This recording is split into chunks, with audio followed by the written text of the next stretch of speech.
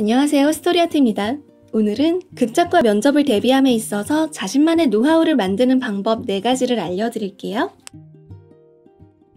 무엇이든 자신만의 것을 만들어야 합니다.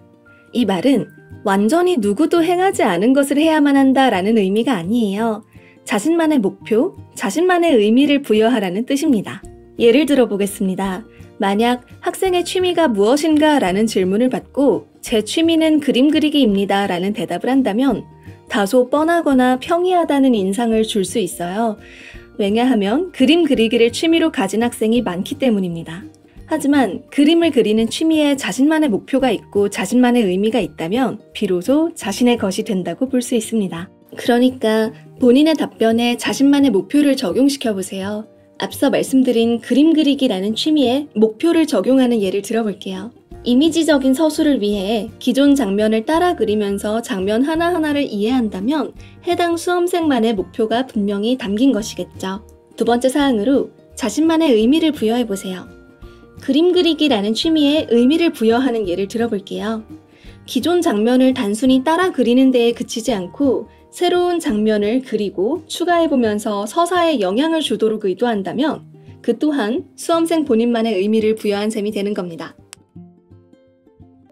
영상 극본을 지망하는 학생들과 공연 극본을 지망하는 학생들 모두에게 해당합니다. 만약 좋아하는 작품을 하나 골랐을 경우 그 작품의 대본, 시나리오, 희곡 작가님에 대해서 반드시 알아두셔야 합니다. 그리고 그 작가님의 다른 작품들도 감상할 필요가 있고요.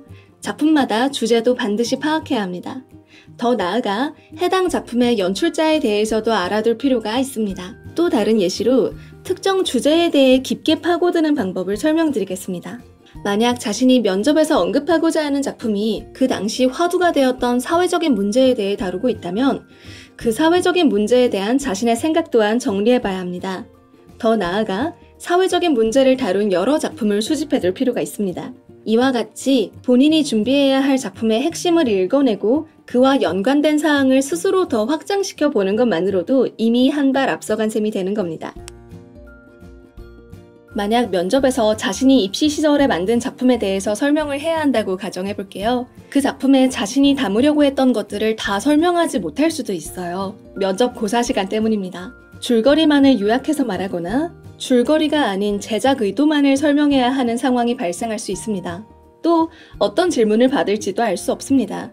그러므로 로그라인, 줄거리, 결말, 주제 등으로 세분화해서 여러 버전의 답안을 준비해 주시고요.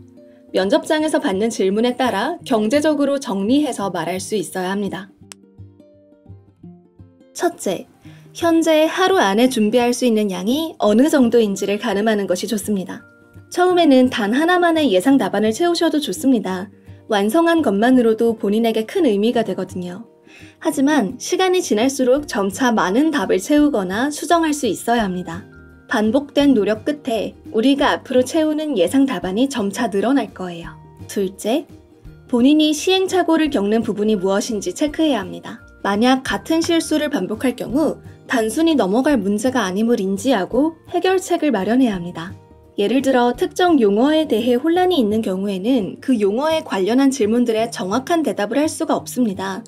그럴 때에는 충분한 서치를 하시고 기존 작품에서의 쓰임새를 정리하는 등의 대책을 마련해야 합니다. 셋째, 만약 이미 공부해둔 부분인데도 면접을 연습할 때 순간적으로 기억이 나지 않는다면 그 사항은 다시 복습하셔야 합니다. 이 과정을 위해서는 이전에 해당 내용을 언제 어떻게 공부했었는지 알아야 하기 때문에 일지를 쓰듯이 날짜별로 매일 노트를 정리해 두시면 도움이 될 겁니다. 깊이 있는 준비, 짜임새 있는 면접 답안 작성 끝에 자신만의 노하우가 담긴 면접 대비가 가능해집니다. 처음에는 막연하고 어렵다고 생각하실 수도 있어요.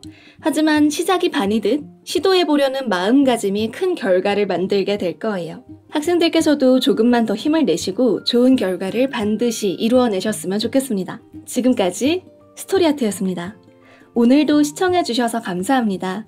영상이 도움이 되셨다면 좋아요와 구독, 알림 설정까지 반드시 잊지 말아주세요.